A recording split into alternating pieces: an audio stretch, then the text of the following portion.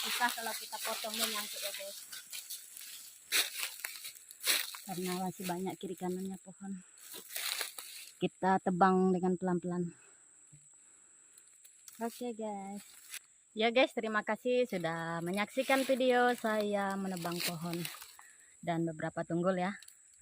Tunggul yang kemarin-kemarin saya tebang dengan parang ya. Sekarang kita tebang dengan sinso biar lebih itu sampai ke ini ya, dasar tanah. Ya, jangan lupa like, komen, dan subscribe. Sampai jumpa di video selanjutnya nebang pohon. Dadah.